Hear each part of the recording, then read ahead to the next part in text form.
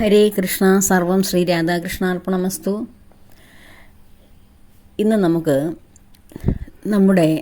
നമ്മളെപ്പോലുള്ള സാധാരണ മനുഷ്യരുടെ മനസ്സിലെ ചില ചിന്തകളെക്കുറിച്ച് നമുക്ക് ചിന്തിക്കാം. ഇന്ന് അങ്ങനെയുള്ള വിഷയങ്ങളാകട്ടെ. കാരണം ഇന്നലെ ഞാനൊരു സിനിമ കണ്ടു. ഉള്ളൊഴുക്ക് എന്നൊരു സിനിമയാണ് ഞാൻ കണ്ടത്. നിങ്ങളിൽ പലരും കണ്ടിട്ടുണ്ടാകാം. കാണാത്തവർ അതൊന്ന് കാണണം. വലിയ ബഹളങ്ങളോ വലിയ പരസ്യങ്ങളോ ഒന്നുമില്ലാതെ ഉള്ള ഒരു സാധാരണ ഒരു ചെറിയ മനോഹരമായ ഒരു കവിത പോലെ സുന്ദരമായ ഒരു ഗ്രാമീണ ശാലീനത തുളുമ്പുന്ന ഒരു കവിത പോലെ സുന്ദരമായ ഒരു സിനിമ. അത് രണ്ട് സ്ത്രീകളുടെ ഉള്ളിലെ വികാരവിക്ഷോഭങ്ങൾ അഭിനയത്തിലൂടെ നമ്മളെ മനോഹരമായിട്ട് വരച്ച് തരികയാണ്. ആ അഭിനയം നമ്മുടെ മഹാനടിയായ ഉർവശിയും പിന്നെ പുതിയ തലമുറയിലെ പാർവതി എന്ന് പറയുന്ന കുട്ടിയും അഭിനയിച്ച സുന്ദരമായ സിനിമ. കാണാത്തവർ അത് പോയൊന്ന് കാണണം. ഇന്നത്തെ ശബ്ദ കോലാഹലവും അതുപോലെ സിനിമ എന്ന പേരിൽ കാട്ടിക്കൂട്ടുന്ന വേണ്ടാതീനങ്ങളൊക്കെ നിറഞ്ഞു നിൽക്കുന്ന ഒരു കാലഘട്ടമല്ലേ.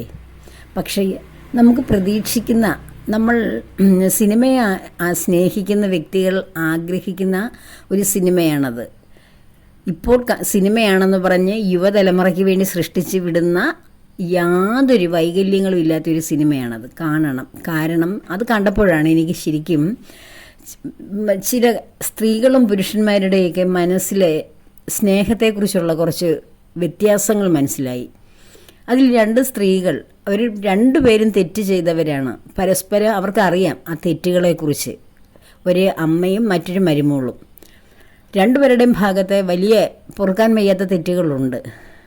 പക്ഷേ സ്നേഹം എന്ന, ഹൃദയത്തിൽ നിന്നുണ്ടായ സ്നേഹം എന്ന വികാരം കൊണ്ട് അവർ ആ തെറ്റുകൾ പരസ്പരം പൊറുക്കുന്നു. അതാണ് പ്രധാനം. ഹൃദയത്തിൽ നിന്നുണ്ടാകുന്ന സ്നേഹമാണ് എപ്പോഴും എല്ലാ തെറ്റുകളെയും പൊറുക്കുവാനും ഹൃദയത്തോട് ചേർക്കുവാനും വേദനകളിൽ ഒന്നാകാനും ഒക്കെ സഹായിക്കുന്നതെന്ന് എനിക്ക് തോന്നി. അതേസമയം അതിൽ ആ മരുമകളെ പ്രണയിക്കുന്ന ഒരു കാമുകനുണ്ട്. ആ കാമുകന് ആ പെൺകുട്ടിയെ കൂടാതെ ജീവിക്കാൻ വയ്യ. അവൻ്റെ ജീവിതചര്യകൾ കൂടെ തെറ്റിപ്പോകുന്നു അവൾ ഫോൺ എടുക്കാതെ വരുമ്പോൾ. ആ പെൺകുട്ടിയും വിവാഹശേഷവും അവനോടുള്ള ആ ഒരു മറ്റൊരാളുടെ ഭാര്യയായിട്ടും അവളുടെ ശരീരം മാത്രം മറ്റൊരാൾക്ക് സമർപ്പിച്ചുകൊണ്ട് അവളുടെ ഹൃദയവും അവളുടെ ഹൃദയത്തിലെ സ്നേഹവും ഒക്കെ താൻ സ്നേഹിച്ച ആളിന് വേണ്ടി കരുതി വെച്ചിരിക്കുന്നു. അവൻ്റെ കൂടത്തിൽ ഒന്നിച്ച് ജീവിക്കുവാൻ, ഒന്നായി തീരുവാൻ ആഗ്രഹിക്കുന്നു. പക്ഷേ മറ്റൊരാളുടെ ഭാര്യയായി അയാളോടൊപ്പം അല്പ ദിവസം മാത്രമേ കഴിഞ്ഞിട്ടുള്ളൂ. ആ ഒരു കാരണത്തിൻ്റെ പേരിൽ അവളെ ഹൃദയം നിറഞ്ഞ് സ്നേഹിച്ച് അവളില്ലെങ്കിൽ ജീവിതമില്ല എന്ന് തോന്നിയ കാമുകൻ പോലും ആ പെൺകുട്ടിയെ തള്ളി പറയുന്നു. വേറൊരാളുമായിട്ട് ശരീരം പങ്കുവെച്ചവളല്ലേ എന്ന ഒരു വാക്ക് വരുന്നു. അപ്പോൾ ഒരു ശരീരത്തിനാണ് അവിടെ പ്രാധാന്യം മനുഷ്യ ജീവിതത്തിൽ. അതാണ് എന്നെ അവിടെ സ്ട്രെസ് ചെയ്ത് പിടിച്ചു വെച്ച ഒരു സംഭവം. മനുഷ്യർ പരസ്പരം സ്നേഹിക്കുന്നത് ആ ശരീരം കണ്ടിട്ടാണ് എന്നുള്ളതിൻ്റെ വലിയൊരു വെളിപ്പെടുത്തൽ പോലെ സിനിമ കണ്ടിട്ട് തോന്നി. എന്നാൽ ഈ സ്ത്രീകൾ പരസ്പരം സ്നേഹിച്ചതും അവരവരുടെ മകനെയോ ഭർത്താവിനെയോ കാമുകനെയോ ഒക്കെ സ്നേഹിച്ചത് ഹൃദയം കൊണ്ടായിരുന്നു. ആ ഹൃദയത്തിൽ കൊണ്ടുള്ള സ്നേഹത്തിനപ്പുറമല്ല. മറ്റൊരാളുടെ കൂടെ ജീവിക്കേണ്ടി വന്നപ്പോഴും ഹൃദയം തൻ്റെ കാമുകന് വേണ്ടി മാറ്റി വെച്ചിരിക്കുകയായിരുന്നു ആ സ്നേഹമൊക്കെ. അത് മനസ്സിലാക്കുവാൻ ഒരു പുരുഷന് കഴിയുന്നില്ല. ഒരു പെണ്ണിൻ്റെ ഹൃദയത്തിലെ സ്നേഹം എന്താണ്, ഞാൻ പവിത്രമായിട്ട് കരുതി വെച്ചിരിക്കുന്ന എൻ്റെ ഹൃദയവും അതിലിരിക്കുന്ന വളരെ മനോഹരമായ സ്നേഹവും ഞാൻ നിനക്ക് വേണ്ടി തന്നെയാണ് കരുതി വെച്ചിരിക്കുന്നത്. ഞാൻ ആരുടെ കൂടെ എന്നെ വീട്ടുകാർ വിവാഹം കഴിച്ചു വിട്ടാലും ഞാൻ നിനക്ക് വേണ്ടിയാണ് എൻ്റെ ജീവിതം, അല്ല എൻ്റെ സ്നേഹം, എൻ്റെ ഹൃദയം നിനക്ക് വേണ്ടിയാണ് സ്പന്ദിക്കുന്നത് എന്നൊരു പെൺകുട്ടി പറയുമ്പോൾ അത് മനസ്സിലാക്കുവാനോ ഉൾക്കൊള്ളുവാനോ അവളെ ജീവന തുല്യം സ്നേഹിച്ച ആണിനു പോലും കഴിയുന്നില്ല. അവളുടെ ശരീരം വേറൊരു വീട്ടിൽ പോയി കുറച്ച് ദിവസം ജീവിച്ചു ആ ശരീരം എന്നതുകൊണ്ട് അവളോട് വേണ്ടാത്ത ഒരു വാക്ക് പറയുകയും അതിൽ നിന്നുണ്ടാകുന്ന ഒരു അവസാനമാണ് സിനിമയുടെ. അതൊന്ന് കാണേണ്ട കാഴ്ചയാണ് ആ സിനിമ. നമുക്ക് അതിനകത്ത് നായകന്മാരൊന്നുമില്ല. അപ്പോൾ എങ്കിലും ആ സിനിമ വളരെ ഗംഭീരമായിട്ട് തോന്നി. കുട്ടനാട്ടിലെ മനുഷ്യരനുഭവിക്കുന്ന, മഴക്കാലത്ത് അനുഭവിക്കുന്ന, നമ്മൾ ആ സ്ഥലത്ത് ജീവിക്കാത്ത ആർക്കും അറിഞ്ഞുകൂടാ അവിടുത്തെ ജീവിതത്തെക്കുറിച്ച്. ഒരു ചെറിയ മഴയിൽ പോലും വീടിനുള്ളിലേക്ക് വെള്ളം കയറി അവരുടെ ജീവിതം ദുസ്സഹമാകുന്ന അവസ്ഥയെക്കുറിച്ച് അതുമായിട്ട് അവർ പൊരുത്തപ്പെട്ടു. അപ്പോൾ ഈ ഇതാണ് എനിക്കിന്ന് സംസാരിക്കാൻ ഒരു പ്രചോദനം. ആ സിനിമ കണ്ടപ്പോൾ തോന്നിയ ആ മാനുഷിക വികാരങ്ങളെയാണ്. ഒരു മനുഷ്യൻ മറ്റൊരു മനുഷ്യനെ സ്നേഹിക്കുക എന്ന് പറയുന്നത് ഒരു ഡിവൈനാണ് ലവ് എന്ന് പറയുന്നത്. അല്ലാതെ ആ ശരീരം കണ്ടിട്ട് ഭ്രമിക്കുകയും അല്ലെങ്കിൽ അതിനെ സ്വന്തമാക്കാൻ ശ്രമിക്കുകയും ചെയ്യുന്നതല്ല യഥാർത്ഥ സ്നേഹം. സ്നേഹിക്കുകയും സ്നേഹിക്കപ്പെടുകയും ആരെയെങ്കിലുമൊക്കെ സ്വന്തമാക്കാൻ ആഗ്രഹിക്കുകയും ചെയ്യുന്ന ധാരാളം പേര് എന്നോടൊപ്പം ഉണ്ടാവും. അവർ ആലോചിക്കണം, ഇതൊരു സിനിമയല്ലേ, സിനിമയിൽ എന്തും പറയാമല്ലോ അല്ലെങ്കിൽ എന്തും കാണിക്കാമല്ലോ എന്നല്ല ചിന്തിക്കുന്നത്. കാരണം ഈ സിനിമയുടെ പിറകിൽ പ്രവർത്തിച്ച ആൾ എനിക്കൊരു പരിചയമുള്ള ആളായിരുന്നില്ല. സാധാരണഗതിയിൽ അതിൻ്റെ സംവിധായകനെയും ഇതിൻ്റെ സ്ക്രിപ്റ്റ് റൈറ്ററെയൊക്കെ പരിചയമുള്ളതും പ്രഗത്ഭരായിട്ടുള്ളവരുടെയൊക്കെ സിനിമയെ ഞാൻ കാണാറുള്ളൂ. പക്ഷേ ഇത് എന്നോട് മറ്റുള്ളവർ ശുപാർശ ചെയ്ത് ഈ സിനിമ കാണുമെന്ന്, അതുകൊണ്ട് പോയി കണ്ടു. പക്ഷേ അദ്ദേഹത്തിൻ്റെ പേരൊക്കെ എഴുതി കാണിക്കുന്ന കണ്ടിട്ട് എനിക്ക് ഒരു പരിചയമില്ലായിരുന്നു. സിനിമ കണ്ടു കഴിഞ്ഞ് അദ്ദേഹത്തെക്കുറിച്ച് അന്വേഷിച്ചപ്പോഴാണ് 2 നാഷണൽ അവാർഡ് നേടിയ ആളാണ് അദ്ദേഹം എന്ന് മനസ്സിലായത്. അങ്ങനെയൊക്കെയുള്ള ടാലൻസുകൾ ഉള്ളവർ ഇങ്ങനെയൊക്കെയുള്ള കലാസൃഷ്ടികൾ എടുക്കുമ്പോൾ അതിന് കിട്ടുന്ന മേന്മ നമ്മളെപ്പോലുള്ള ആസ്വാദകർ അനുഭവിക്കുകയും അറിയുകയൊക്കെ വേണം. കാരണം ഈ കഴിഞ്ഞ ദിവസം ഞാൻ പറഞ്ഞിരുന്നു, വേദാന്തമാണ് ഇതുവരെയും പറഞ്ഞുകൊണ്ടിരുന്നത്. അതിൽ നിന്നിറങ്ങിയാണ് ഈ നമ്മൾ സാമാന്യ ജീവിതത്തിൽ നമുക്ക് കിട്ടുന്ന സന്തോഷത്തെയും നിരാശയെക്കുറിച്ചുമൊക്കെ സംസാരിക്കുന്നത്. ഇതെല്ലാം നമ്മൾ ഒരു വേദാന്തിയാണെങ്കിലും നമ്മളതിൻ്റെ ആ പാരമ്യത്തിലേക്ക് ഒരു സ്ഥിതപ്രജ്ഞനായി മാറിയില്ല നമ്മൾ. അങ്ങനെ മാറുന്ന ഒരു അവസ്ഥയിലേക്ക് വന്നാൽ ഇതൊന്നും നമ്മളെ സന്തോഷിപ്പിക്കുകയുമില്ല, നമ്മളെ ദുഃഖിപ്പിക്കുകയുമില്ല. ആ ഒരു അവസ്ഥയിൽ എന്നെ കേൾക്കുന്ന സ്ഥിതപ്രജ്ഞത നേടിയ വ്യക്തികൾ, ഭഗവത്ഗീതയിൽ ഭഗവാൻ പറയുന്ന സ്ഥിതപ്രജ്ഞത എന്ന് വെച്ചാൽ പുറത്തുനിന്ന് എന്ത് കണ്ടാലും സന്തോഷം, ദുഃഖം വന്നാലും സുഖം വന്നാലും ഇതൊന്നും എന്നെ ബാധിക്കുകയില്ല. മനസ്സ് ശരിക്കും വിവേകത്തിലൂടെ മാത്രം കടന്നു പോകുന്ന അവസ്ഥ, ശരിയിലൂടെ മാത്രം കടന്നു പോകുന്ന അവസ്ഥ, അതിനെയാണ് സ്ഥിതപ്രജ്ഞത എന്ന് പറയുന്നത്. അല്ലാതെ ഇരിക്കുന്ന സമയത്ത് നമ്മൾ ഭഗവാനെ അറിയുന്നു, അനുഭവങ്ങളൊക്കെ നേടുന്നു. ഭഗവാന്റെ ആ ഒരു അനുഗ്രഹത്താൽ നമ്മൾ വിവേകത്തോടു കൂടി തീരുമാനങ്ങൾ എടുക്കുന്നു, നല്ലതായി ജീവിക്കുന്നു, തെറ്റുകൾ സംഭവിക്കാതെ മുന്നോട്ട് പോകുന്നു, വലിയ വലിയ അപകടങ്ങളിലും ച്യുതികളിലും ചെന്ന് പെടാതെ കേടുപാടുകളില്ലാതെ മുന്നോട്ട് പോകുന്നു. എന്നാൽ സ്ഥിതപ്രജ്ഞത എന്ന് പറയുന്ന ഇതല്ല. ഇതിലും സ്ഥിരമായി ഈ ശരിയിലൂടെ മാത്രം കോൺസ്റ്റന്റ് ആയിട്ട് നമ്മുടെ മനസ്സുറച്ച് നമുക്ക് പിന്നെ ഞാനും ഭഗവാനും രണ്ടല്ല, ഇവിടെ ഒന്നേ ഉള്ളൂ, ഭഗവാൻ മാത്രമേ ഉള്ളൂ എന്ന ഒരു അവസ്ഥയിലേക്ക് എത്തുന്നതാണ് സ്ഥിതപ്രജ്ഞത. ആ സ്ഥിതപ്രജ്ഞനായ വ്യക്തിയെ മറ്റാർക്കും അവർക്ക് എന്ത് കണ്ടാലും കേട്ടാലും ഒരു കുഴപ്പമില്ല. ഞാൻ അങ്ങനെയുള്ള ആളിനെ കുറിച്ച് അലക്സാണ്ടർ ചക്രവർത്തിയുടെ മുന്നിൽപ്പെട്ട ഒരു മഹർഷിയെക്കുറിച്ച് കഴിഞ്ഞ ദിവസങ്ങളിൽ പറഞ്ഞിരുന്നു. ഒരു അലക്സാണ്ടർ ദ ഗ്രേറ്റ് എന്ന് പറയുന്ന ചക്രവർത്തിക്ക് നമ്മൾ ഗ്രേറ്റ് ആക്കിയതാണ്.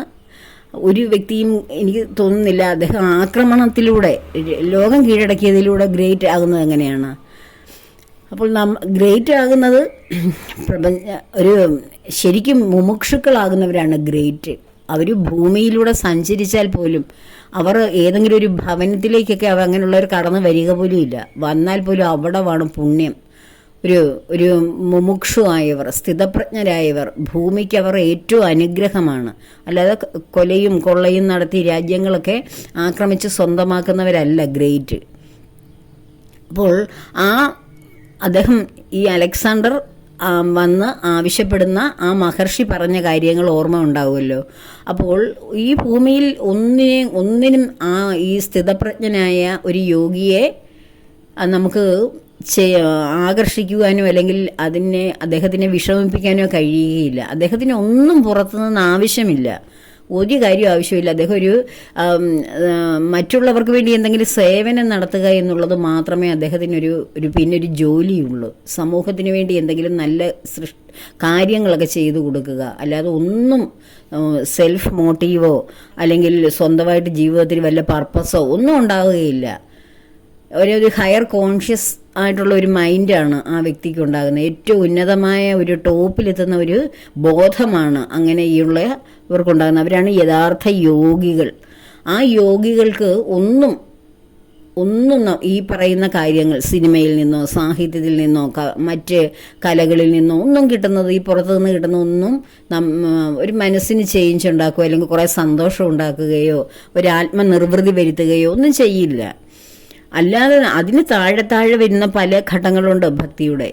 അവിടെയൊക്കെ ജീവിക്കുന്ന സാധാരണയായിട്ടുള്ള കുറച്ച് നമ്മൾ ഭക്തിയിലേക്ക് കടന്നു വരികയും ഭഗവാനെ അറിയുകയും അനുഭവിക്കാൻ ആഗ്രഹിക്കുകയൊക്കെ ചെയ്യുന്നവർ, അങ്ങനെയുള്ളവർക്ക് മനസ്സിന് സന്തോഷം ലഭിക്കുക എന്ന് വെച്ചാൽ നമ്മൾ നിത്യേനയുള്ള കർമ്മങ്ങൾ ചെയ്യുമ്പോൾ നമ്മുടെ ജീവിതത്തിൽ അതിനൊരു ചേഞ്ച് വേണം, അല്ലെങ്കിൽ അതും നമ്മൾ അറിഞ്ഞിരിക്കണം എന്നൊക്കെ ഒരു അവസ്ഥ വരും ഇങ്ങനെ എന്തെങ്കിലും വ്യത്യസ്തത കേൾക്കുമ്പോൾ. അപ്പോൾ ആ വ്യത്യസ്തമായ കുറച്ച് നേരം നമുക്ക് വേറൊരാളുടെ കഴിവിൽ നമ്മൾ ആനന്ദിക്കുന്നു, അല്ലെങ്കിൽ ആനന്ദം അനുഭവിക്കുന്നു എന്ന് നമുക്ക് തോന്നുന്നു. ഈ ടാലൻസ് ഒക്കെ കൊടുക്കുന്നത് ഞാൻ കഴിഞ്ഞ ദിവസം പറഞ്ഞിരുന്നു. ഇപ്പോൾ കാണുന്ന ഓരോ ടാലൻസിലും സെലിബ്രിറ്റികളായിട്ടിരിക്കുന്ന വ്യക്തികൾ അവരെത്രയോ ജന്മം അതിനു വേണ്ടിയിട്ട് പ്രയത്നിച്ചിട്ടുണ്ടാവും, പണിയെടുത്തിട്ടുണ്ടാവും. അതിന് ശേഷം വന്ന അവരുടെ ഒരു നല്ല ജന്മമാകാം ഇത്. അല്ലാതെ ഈ ഒരു ജന്മം ഒരു 12, 13 അല്ലെ 15 അല്ലെ 20, 23 വയസ്സ് വരെയൊക്കെ നമ്മുടെ ബുദ്ധി സ്ഥിരമായിട്ട് ഉറച്ചു വരുന്നേ ഉള്ളൂ. 10, 22 വയസ്സൊക്കെ വരണം ഒരു ബുദ്ധിയുടെ ശരിയായ വളർച്ച വരണമെങ്കിൽ. അതിനുശേഷം ഒരു അല്പകാലം ഒരു യുവത്വത്തിലേക്ക് വന്ന് കുറച്ച് കാലം കൊണ്ട് നേടിയെടുക്കാൻ പറ്റുന്നതല്ല ഓരോ മനുഷ്യൻ്റെയും ഇപ്പോഴവരെ ഏത് നിലയിലെത്തുന്നു എന്നുള്ള കഴിവ്. ഓരോ കഴിവിലും ഉന്നതിയിലും ഇരിക്കുന്ന വ്യക്തികളും ആലോചിക്കേണ്ടതാണ്. അവരുടെ ഒരു 20 വയസ്സിന് അല്ലെ 25 വയസ്സിന് ശേഷം 50 വയസ്സിനിടയിൽ നേടിയെടുത്ത കഴിവുകൾ എന്ന് പറയുന്നത് അതിന് മുൻപുള്ള ജന്മങ്ങളിൽ അവർ വിതച്ച് അത് വളർത്തിയെടുത്ത് അതിൻ്റെ ഫലം കൊയ്യാൻ പാകത്തിലാക്കിയതിന് ശേഷം കടന്നുപോയവരാണ്. അപ്പോൾ അതുകൊണ്ടാണ് ഈ കാലഘട്ടത്തിൽ, അല്ലാതെ ഈ ജന്മം എടുക്കുമ്പോൾ തന്നെ നല്ല ഫലം അതിൽ നിന്ന് കൊയ്യാൻ തുടങ്ങുന്നത്. അപ്പോൾ ആ പ്രയത്നത്തിൻ്റെ ഫലമാണ് കലകളായും സംഗീതമായും സാഹിത്യമായും ഒക്കെ ഓരോരുത്തരുടെ ഉള്ളിൽ നിന്ന് പുറത്തേക്ക് വരുന്നത്. മനുഷ്യന് വെറുതെ ആഹാരം കഴിച്ച്, അതായത് ഉറങ്ങി ആഹാരം കഴിച്ച് അല്ലെങ്കിൽ ഇണ ചേർന്ന് ജീവിക്കുന്ന അത് ഒരു മൃഗത്തിൻ്റെ ജീവിതമാണ്. ജോലി ചെയ്യുക, ആഹാരം കഴിക്കുക, അല്ലെങ്കിൽ ഉറങ്ങുക, ഇങ്ങനെയൊക്കെയുള്ള കാര്യങ്ങൾ. അതിൽ നിന്ന് വ്യത്യസ്തരല്ലേ മനുഷ്യർ? മൃഗത്തിനെ പോലെ മാത്രം ജീവിക്കുന്ന മനുഷ്യരുണ്ട്, ഈ പറയുന്ന കാര്യങ്ങൾക്ക് വേണ്ടി മാത്രം ജീവിക്കുന്നവർ. എന്നാൽ കൂടുതൽ മനുഷ്യരും ഇതിനെ ഉപരിയായിട്ട് ജീവിക്കുന്നവരല്ലേ, ഇതിന് കൂടുതൽ ചിന്തിക്കുകയും കൂടുതൽ കാര്യങ്ങളിൽ വ്യാപരിക്കുകയും ഒക്കെ ചെയ്യുന്നവരല്ലേ. അപ്പോൾ അവർക്കും ജീവിതത്തിൽ വ്യത്യസ്തമായ അനുഭവങ്ങൾ ഉണ്ടാകണം. അതിനുവേണ്ടിയാണ് ഓരോ വ്യക്തികളെയും ഭഗവാൻ തൻ്റെ 64 കലകൾ വ്യത്യസ്തരായിട്ടുള്ള വ്യക്തികളിൽ സന്നിവേശിപ്പിച്ച് സ്പോർട്സുകളിൽ, അത് പലതരത്തിലുള്ള കായിക വിനോദങ്ങളിൽ ഏർപ്പെട്ട് എത്രയോ ലക്ഷക്കോടിക്കണക്കിന് ജനങ്ങൾ അത് കണ്ട് ആഹ്ലാദിക്കുന്നു, സന്തോഷിക്കുന്നു, അതിൽ വലിയ വലിയ അംഗീകാരങ്ങൾ കൊടുക്കുന്നു, അവാർഡുകൾ വാങ്ങുന്നു. അങ്ങനെ എല്ലാം നമ്മുടെ ഈ ഭൂമിയിൽ എന്തൊക്കെ കഴിവുകൾ ഓരോ വ്യക്തികളും പ്രകടിപ്പിച്ച് അത് മാനവരാശിക്ക് സന്തോഷം കൊടുക്കുന്നുണ്ടോ അതെല്ലാം ഭഗവാന്റെ കലകൾ ഭഗവാൻ തൻ്റെ തന്നെ ആത്മാംശങ്ങളിലേക്ക് സന്നിവേശിപ്പിച്ച് കൊടുത്തിരിക്കുകയാണ്. അതൊന്നും നമുക്ക് വേണ്ട. നമ്മൾ ഒരു ഈശ്വര ചിന്തയിലേക്ക് ഇറങ്ങി വന്ന് ആത്മീയ ജീവിതം നയിക്കുന്ന വ്യക്തിക്ക് ഇതൊന്നും പാടില്ല എന്ന് എവിടെയും അനുശാസിച്ചിട്ടില്ല. കാരണം ഇതൊക്കെ നടത്തുന്ന വ്യക്തികളും ഈ കഴിവുകളുള്ളവരും എല്ലാം ഈ ഭൂമിയിൽ ഭഗവാന്റെ ഭാഗങ്ങളാണ്. ഭഗവാനാണ് അവർക്ക് കഴിവ് കൊടുത്തിരിക്കുന്നത്. അത് ഏറ്റവും കൂടുതൽ കഴിവ്, ഒരു ബ്ലെസ്സിങ്, ഭഗവാൻ കൊടുക്കുന്ന ഒരു ബ്ലെസ്സിങ് കൂടിയാണ്. കാരണം അവർ ജന്മാന്തരങ്ങളായി ഇതിനു വേണ്ടി പാടുപെട്ടുകൊണ്ടിരിക്കുകയാണ്. ഈ ജന്മം നമ്മൾ എന്തിനു വേണ്ടി പാടുപെടുന്നോ അത് അടുത്ത ജന്മമെങ്കിലും നാം നേടിയെടുക്കൂ എന്ന് പറയില്ലേ. അതിന് ഉദാഹരണങ്ങളാണ് ഈ കലാകാരന്മാരും സാഹിത്യരംഗത്തുള്ളവരും പ്രഗത്ഭന്മാരായിട്ടുള്ളവരെല്ലാം. അവർ ഒരു ജന്മം കൊണ്ട് ഈ ജന്മം കൊണ്ട് അവർ അതിനു വേണ്ടിയിട്ട് വെള്ളമൊഴിച്ച് വളവിട്ട് വളർത്തിക്കൊണ്ടുവന്ന ഒരു ചെടിയല്ല അത്. എത്ര ജന്മങ്ങൾ കൊണ്ടായിരിക്കും അവരത് നേടിയെടുത്തത്. അപ്പോൾ ആ ജന്മവാസനകളാണ് ഈ ജന്മം വീണ്ടും ഒരു പുഷ്പിക്കാൻ തുടങ്ങുന്ന ഒരു അവസരമാകുന്നത്. ആ പുഷ്പം പുറത്തേക്ക് വരുമ്പോൾ അതിൻ്റെ മനോഹരമായ ആ സുഗന്ധം മറ്റ് ജീവജാലങ്ങളെ എല്ലാം ആകർഷിക്കും. അതാണ് കലകളിലൂടെയും സാഹിത്യത്തിലൂടെയും മറ്റ് കലാരൂപങ്ങളിലൂടെയും ഒക്കെ മനുഷ്യർ മറ്റുള്ളവരെ ആകർഷിച്ച് അവരിലേക്ക് അടുപ്പിക്കുന്നത്. അത് ഭഗവാന്റെ കലകളാണ്. ഭഗവാനിനുള്ളിൽ നിറഞ്ഞു നിൽക്കുന്ന ഈ പ്രപഞ്ചത്തിലെ കലകളാണ് ഓരോ വ്യക്തിയുടെയും ഉള്ളിൽ ഭഗവാൻ പ്രവേശിപ്പിച്ചേക്കുന്നത്. ആ കലകളാണ് മനുഷ്യനെ ആനന്ദിപ്പിക്കുവാനും അവൻ്റെ ഹൃദയത്തെ ഉയർത്തുവാനും. ഉദാത്തമായിട്ടുള്ള കലാസൃഷ്ടികളൊക്കെ കാണുമ്പോൾ നമ്മുടെ ഹൃദയം വെറുതെ ഒരു സന്തോഷം കൊണ്ടങ്ങ് നിറയുകയല്ല ചെയ്യുന്നത്. ആ ഹൃദയത്തിലൊരു പരമമായ ഒരു ആനന്ദം ലഭിക്കുകയാണ് ചെയ്യുന്നത്. അപ്പോൾ ഇങ്ങനെയുള്ള ശ്രേഷ്ഠമായിട്ടുള്ള കലാരൂപങ്ങൾ നമുക്ക് പല സന്ദേശങ്ങളുമാണ് നമുക്ക് തരുന്നത്. ജീവിതം നമ്മൾ ജീവിച്ച് മുന്നോട്ട് പോകുമ്പോൾ അവിടെ സത്യം എന്ത്, അസത്യമെന്ത്, നിത്യമെന്ത്, അനിത്യമെന്ത് എന്നൊക്കെയുള്ള കുറേ തിരിച്ചറിവുകളാണ് നമുക്ക് തരുന്നത്. നിത്യമായ സ്നേഹം, അതായത് എനിക്ക് ഈ സിനിമ കണ്ടപ്പോൾ അത് തന്നെയാണ് എനിക്ക് പിന്നെയും പറയുവാൻ തോന്നുന്നത്. മറ്റ് ഒരാളുടെ, അതായത് സ്നേഹിക്കുന്ന പുരുഷൻ്റെ കുഞ്ഞിനെ വയറ്റിൽ വെച്ചിരിക്കുന്ന പെൺകുട്ടി അവന് തൻ്റെ ഹൃദയത്തിലിരിക്കുന്ന ആ സ്നേഹം, അവനോടുള്ള ആ പരിശുദ്ധമായ സ്നേഹം അവൻ തിരിച്ചറിയാതെ വരുമ്പോൾ ആ പെൺകുട്ടി അവൻ്റെ ജീവനെ ഉള്ളിൽ കൊണ്ടു നടക്കുന്ന പെൺകുട്ടി അവനെ തള്ളിപ്പറയുന്നു. എന്നിട്ട് സ്ഥിരമായ സ്നേഹം കണ്ടിടത്തേക്ക് തന്നെ പോകുന്നു. ഹൃദയം കൊണ്ടുള്ള ആ ആത്മാവ് കൊണ്ട് പൊറുക്കുന്ന സ്നേഹം, അതാണ് യഥാർത്ഥ സ്നേഹം എന്ന് പറയുമ്പോൾ നമ്മൾ ആ സ്നേഹിച്ചവർക്ക് എന്തെങ്കിലും ഒരു തെറ്റ് സംഭവിച്ചാൽ അത് പൊറുക്കുവാൻ നമുക്ക് കഴിയും. അതാണ് നമ്മളുടെ ഹൃദയം കൊണ്ട് സ്നേഹിക്കുക എന്ന് പറയുന്നത്. ബാക്കിയെല്ലാം ശരീരം കൊണ്ട് സ്നേഹിക്കുന്നതാണ്. ഹൃദയം കൊണ്ട് ഏതൊരു വ്യക്തിയെ സ്നേഹിക്കുന്നു ആ വ്യക്തി എത്ര തെറ്റുകൾ നമ്മളോട് ചെയ്താലും നമ്മൾ അവരോട് പൊറുക്കും. അവരെ വീണ്ടും നമ്മളോടൊപ്പം ചേർത്ത് നിർത്തും എന്നുള്ളതിനൊരു വളരെ വലിയ ഒരു ദൃഷ്ടാന്തമാണ് ആ സിനിമയെന്ന് പറയുന്നത്. അപ്പോൾ നമ്മുടെയൊക്കെ ജീവിതത്തിൽ നമ്മൾ ഏതായാലും ഭൂമിയിൽ ജീവിക്കുന്നു, നമ്മളെല്ലാവരെയും സ്നേഹിക്കുകയും മറ്റുള്ളവരുടെ സ്നേഹമൊക്കെ ആഗ്രഹിക്കുകയും ഒക്കെ ചെയ്യുന്നു. അപ്പോഴല്ലേ ജീവിതത്തിൽ ഇങ്ങനെ ഒരു ജീവിക്കുകയാണ് എന്ന് തോന്നുന്നത്. അപ്പോൾ ഇതൊന്നും വേണ്ട, എനിക്ക് ആരുടെയും സ്നേഹമില്ലെങ്കിലും ഞാൻ വളരെ സന്തോഷമാണ്, എനിക്ക് ഒറ്റയ്ക്ക് ജീവിക്കാൻ, അല്ലെങ്കിൽ എൻ്റെ ഭഗവാൻ മാത്രം മതി എന്നുള്ള ഒരു അവസ്ഥയിലേക്ക് എത്തുന്നവർക്ക് മറ്റുള്ളവരുടെ സ്നേഹമോ അവരുടെ കരുതലോ ഒന്നും ആവശ്യമില്ല. കാരണം അതിലൊക്കെ ഉപരിയാണ് ഭഗവാന്റെ സ്നേഹവും കരുതലുമൊക്കെ. ഭഗവാനിൽ നിന്ന് കിട്ടുന്ന ഒരു നമ്മുടെ എല്ലാ കാര്യങ്ങൾക്കും മനസ്സ് വിഷമിക്കുന്ന അവസരങ്ങളിലെല്ലാം ഭഗവാൻ ഓടിയെത്തും. ആ ഓടിയെത്തുന്ന ഭഗവാന്റെ സ്നേഹം, ഭഗവാന്റെ കരുതൽ, അത് ഒരു മനുഷ്യനും നമുക്ക് തരാൻ പറ്റാത്തതാണ്. അത് സ്ഥിരമായി നമുക്ക് ആ ഒരു കരുതലും സ്നേഹവും ലഭിക്കണമെങ്കിൽ ഭഗവാന് തന്നെ നമ്മുടെ ഹൃദയം കൊടുക്കണം. അതൊരു വലിയ ത്യാഗം തന്നെയാണ്. ഭൂമിയിൽ നമ്മൾ ജീവിച്ചിരിക്കുമ്പോൾ തന്നെ ഭൂമിയിലെ സർവ്വതും ത്യജിക്കുമ്പോഴാണ് ഭഗവാനെ പൂർണ്ണമായും നമുക്ക് ലഭിക്കുന്നത്. നമ്മൾ ഭൂമിയിൽ എന്തെല്ലാം ആയിരിക്കുന്നുവോ അതെല്ലാം മനസ്സുകൊണ്ട് ഉപേക്ഷിക്കണം. ആ മനസ്സുകൊണ്ട് ഉപേക്ഷിക്കുമ്പോൾ നമുക്ക് കിട്ടുന്ന ഒരു പൂർണ്ണമായ ഭഗവാന്റെ ഒരു അനുഗ്രഹമുണ്ട്.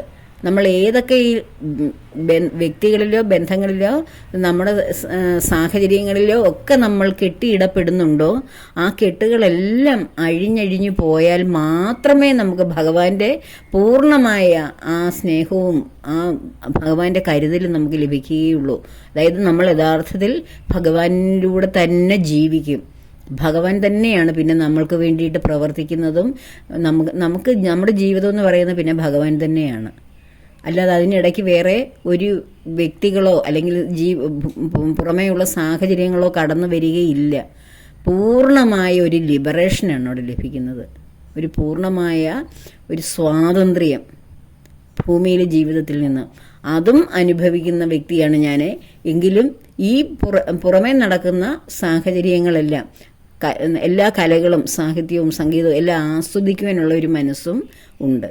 അപ്പോൾ ഇത് രണ്ടും കൂടി കൊണ്ടുപോയി കഴിഞ്ഞാൽ നമ്മൾ ഒന്നിലേക്കും ചെന്ന് പെടുകയില്ല, ഒട്ടിപ്പിടിക്കുകയില്ല.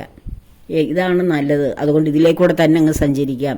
അല്ല, ഭഗവാനുമായിട്ട് സഞ്ചരിക്കുമ്പോൾ അവിടെ അനുഭവപ്പെടുന്നു. അതുകൊണ്ട് ആ ഭാഗം വേണ്ട, ഇതൊന്നുമില്ല. ആ ഇത് അനുഭവിക്കാൻ ഒരു സന്തോഷമുണ്ട്.